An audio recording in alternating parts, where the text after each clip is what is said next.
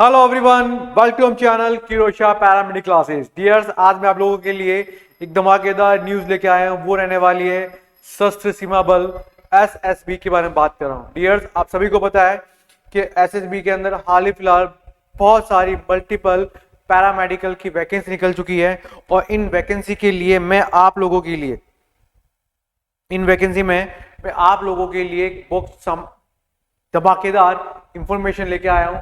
और ये इंफॉर्मेशन रहने वाली है कि जो पीएसटी फर्स्ट है उसके अंदर सिलेक्शन प्रोसेस क्या रहने वाला है। राइट डियर, तो मैं यहाँ पे सिलेक्शन प्रोसेस के बारे में बात कर रहा हूँ, पीएसटी के बारे में जो एसएसबी के अंदर इंटरगत आ रही है। तो डियर, सबसे पहली बात कि क्या सबसे पहले पीईटी होगा या सबसे पहले पीएसटी होगा या सबसे पहले क्या होगा सर, सीबीडी होगा। ये तमाम इंफॉर्मेशन देखने के लिए आपको इस वीडियो को अंत तक जरूर देखना है, क्योंकि इस वीडियो के अंदर कुछ ऐसा जरूर मिलेगा जो आपको बताएगा कि पहले आपका फिजिकली होगा या पहले आपका क्या होगा सर, सीबीडी टेस्ट होगा। तो डियर्स, वीडियो को अंत तक जरूर देखें और वीडियो में जरूर लिखिएगा कि I am selected, I am the best, I am selected, I am the best. Right, क्योंकि एक पॉजिटिव वाइब हमेशा दिमाग में चाहिए आप जो भी काम स्टार्ट करते हैं, क्योंकि जब तक हम लोग उस काम को पॉजिटिव माइंड से नहीं करेंगे तब तक वो काम बिल्कुल भी आसान नहीं होगा। लेकिन जिस दिन मैं उस काम को पॉजिटिव माइंड से करना स्टार्ट कर दिया, वो काम आपको अच्छा भी लगेगा और हमें अच्छा फील भी होगा। तो डियर्स, ध्यान रखिएगा, हमेशा आसपास के लोगों को बिल्कुल भी अपने स्टडी में इन्वॉल्व नहीं करना है और हमेशा ये बात रखना है कि आप सबसे बेस्ट हो और आपका सिलेक्शन जरूर होगा या आपका सिलेक्शन हो चुका है। इस पॉजिटिव वाइब्स के साथ अगर आप अपनी स्टडी करते हो तो डेफिनेटली भगवान एक दिन आपको आपकी मंजिल तक जरूर पहुंचाने का काम करेगा। तो डियर्स, इसी के साथ हम लोग आज का जो सेशन है वो स्टार्ट करते हैं और आपको आपकी मंजिल तक पहुंचाने का काम किया जाएगा। तो डियर्स, सबसे पहले अगर आप नए बच्चे हैं तो आप हमारा टेलीग्राम चैनल ज्वाइन कर सकते हैं, जो आपको लिंक डिस्क्रिप्शन दे रखा है। हमारे व्हाट्सएप नंबर 8502065000 पे कॉल या डीएम कर सकते हैं, ताकि किसी भी प्रकार का अगर इंफॉर्मेशन मिले after 10th pass, after your any type of paramedical diplomas, और आप हमसे जुड़ सके और आप अपने सिलेक्शन के प्रोसेस को आगे बढ़ा सकेंगे। चलेगा, नेक्स्ट में बात करता हूं सर हमारी हॉस्पिटल सर्विसेज की बुक के बारे में बात करता हूं। बड़ी शानदार बुक है ये, हमने हमारा सेकंड एडिशन लॉन्च किया है, अभी 1.5 मंथ हुआ है। इस हॉस्पिटल सर्विसेज बुक के अंदर आपको hospital attendant, mortuary attendant, MTS, dresser, office attendant, store attendant, OT assistant, store attendant grade second या डार्क रूम असिस्टेंट के रिगार्डिंग जितने भी एमसीक्यूज है, पीवाईक्यू या थ्योरेटिकल बेस है, तमाम वो पोर्शन इस बुक के अंदर हमने ऐड किए हैं ताकि आप लोगों को अच्छा एक धमाकेदार मटेरियल मिल सके। क्योंकि हमारा उद्देश्य ये रहता है कि बच्चों को कंटेंट्स नहीं मिलते, या कंटेंट्स तो बहुत होते हैं मार्केट के अंदर, यूट्यूब में कंटेंट्स भरा हुआ है, लेकिन इफेक्टिव कंटेंट्स नहीं मिल पाता, एग्जाम के अकॉर्डिंग नहीं मिल पाता, ताकि बच्चे अच्छे से तैयारी कर सके। तभी बच्चों का सिलेक्शन नहीं होने का एक कारण बन सकता है। लेकिन डियर्स, ध्यान रखिएगा, हमारे इस प्लेटफॉर्म पे आपको कंटेंट A1 मिलता है और साथ ही साथ मोस्ट इंपॉर्टेंट पीवाईक्यू जो प्रीवियस ईयर के क्वेश्चंस आ चुके हैं उसके भी यहाँ पे हम लोग यहाँ पे क्या करते हैं सर, प्रिपरेशन करवाते हैं, ताकि आपका सिलेक्शन ही हमारी क्या है सर, सफलता है। और पिछले 3-4 साल से तमाम वो बच्चे कश्मीर से लेकर कन्याकुमारी तक जो जिस हॉस्पिटल्स के अंदर लगे हुए हैं, चाहे वो एम्स हो, चाहे ईएसआईसी हो, चाहे वो दिल्ली की गवर्नमेंट हॉस्पिटल्स क्यों ना हो, किरोशा पैरामेडिकल क्लासेस के बच्चे हर एक हॉस्पिटल लगे हुए हैं। ये मुझे बड़ा सौभाग्य फील करता हूं कि हमारे बच्चे वहां अपनी सेवाएं दे रहे हैं देश के प्रति। मैं चाहता हूं उनके साथ आपका भी नाम जुड़े और आप भी हमारे सशस्त्र सीमा बल, यस, एक आर्मी का हिस्सा बन के देश की सेवा करें। और इससे बड़ी हमारे लिए क्या उपलब्धि होगी, क्योंकि सबसे पहले देश हमारा। और फटाफट कमेंट बॉक्स में लिख दीजिए भारत माता की जय। तो डियर्स, आप सभी को पता है कि जो भारत सरकार ने जो वहां का गृह मंत्रालय है, वहां से 21 मार्च 2026 को एक नोटिस निकला था, राइट, नोटिस निकला था। उस नोटिस के अंदर डिस्कशन था कि भैया कि advertisement for the post of the assistant sub inspector radiographer की थी, असिस्टेंट सब इंस्पेक्टर फार्मासिस्ट की थी, assistant sub inspector operation theatre technician की, and assistant sub inspector dental technician की थी। कहां पे सर? इन एसएसबी के अंदर। कहां पे बच्चा? इन एसएसबी के अंदर। तो डियर आगे क्या करना है? नंबर ऑफ वैकेंसी कितनी थी? अगर मैं रेडियोग्राफी की बात करता हूं तो टोटल 3 पोस्ट थी वहां पे। फार्मासिस्ट की बात करता हूं टोटल 2 पोस्ट थी वहां पे। ओटी टेक्नीशियन की बात करते हैं 1 पोस्ट है बच्चा, एंड डेंटल टेक्नीशियन की बात करते हैं 1। तो टोटल नंबर ऑफ पोस्ट तो 7 है। आई नो पोस्ट कम है, लेकिन हमें क्या चाहिए? ओनली 1 चाहिए। और डेफिनेटली मेरा वो बच्चा जो मुझे देख रहा है आंखों से आंखें मिला के, डेफिनेटली उसका वो 1 पोस्ट जरूर मिलेगी और वो अपने लक्ष्य पे जरूर कामयाब होगा, राइट। कैटेगरीज दे रखी है आपको कि कौन कौन सी कैटेगरी में कितनी कितनी वैकेंसीज है, चाहे वो जनरल हो, ईडब्ल्यूएस हो, ओबीसी हो, एससी एसटी, या है ना। तो टोटल नंबर 7 पोस्ट थी बच्चा। और यहाँ पर अगर मैं पे स्केल की बात करता हूं तो 7 पे की बात करते हैं, तो चाहे वो रेडियोग्राफर है, फार्मासिस्ट है, ओटी टेक्नीशियन है, डेंटल टेक्नीशियन है, उनका लेवल 5 है। लगभग 29,000 टू 92,000 तक आपका क्या रहने वाला है बच्चा? पैकेज पर मंथ रहने वाला है। पर मंथ रहने वाला है। सैलरी नो डाउट बहुत अच्छी है, क्योंकि सेंट्रल जॉब है। बस आपको कुछ टाइम देना है, 24 आवर्स आपको पढ़ाई में देना, और डेफिनेटली आपका यहाँ पे क्या होगा बच्चा? सिलेक्शन होगा, कोई भी रोक नहीं पाएगा।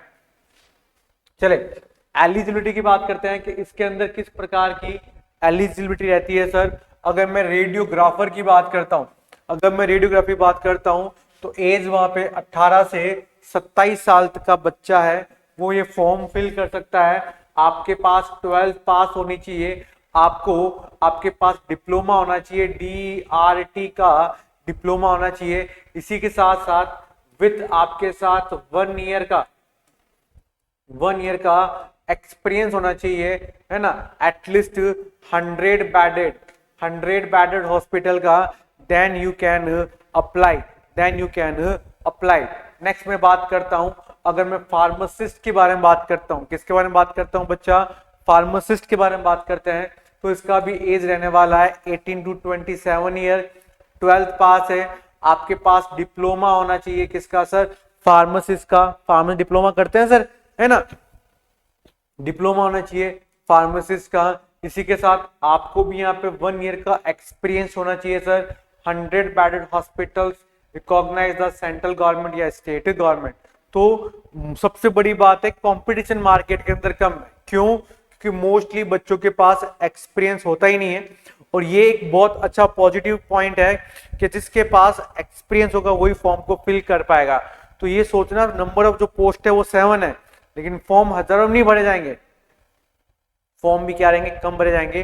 कुछ तो बोलेंगे यार इतनी कम सीटें क्यों भरे, लेकिन भैया फॉर्म आपने भर दिया है तो भैया तैयारी भी अच्छे से करनी होगी।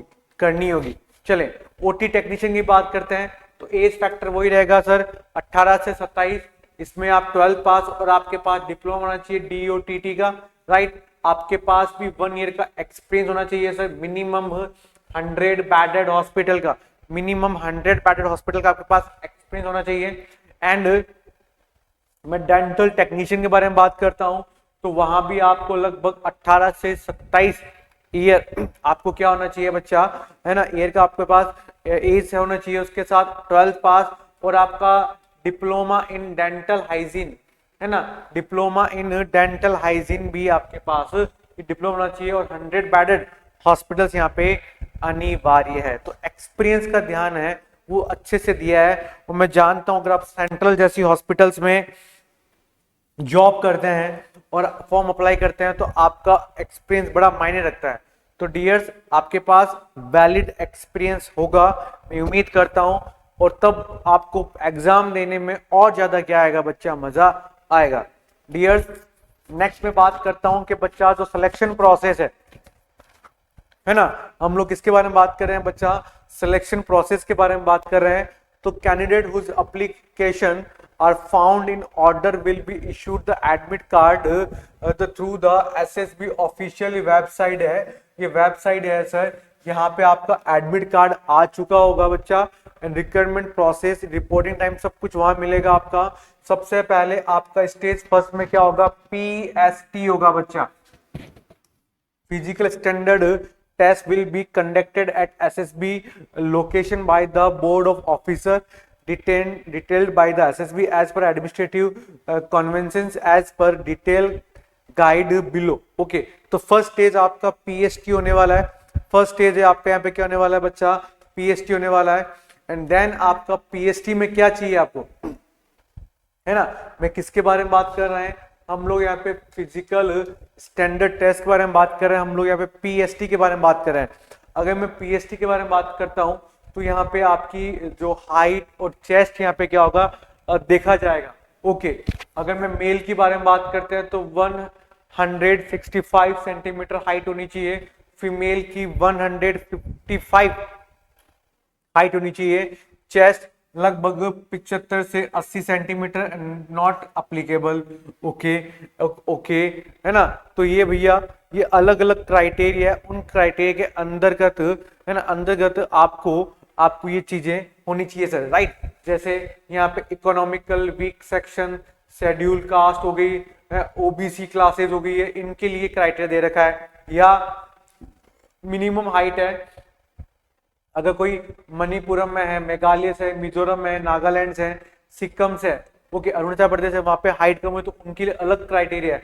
वहां पे मेल की लगभग 155 होने चाहिए और फीमेल की लगभग 147 सेंटीमीटर यहाँ पे हाइट होनी चाहिए, और चेस्ट वही 75 to 80 सेंटीमीटर, राइट।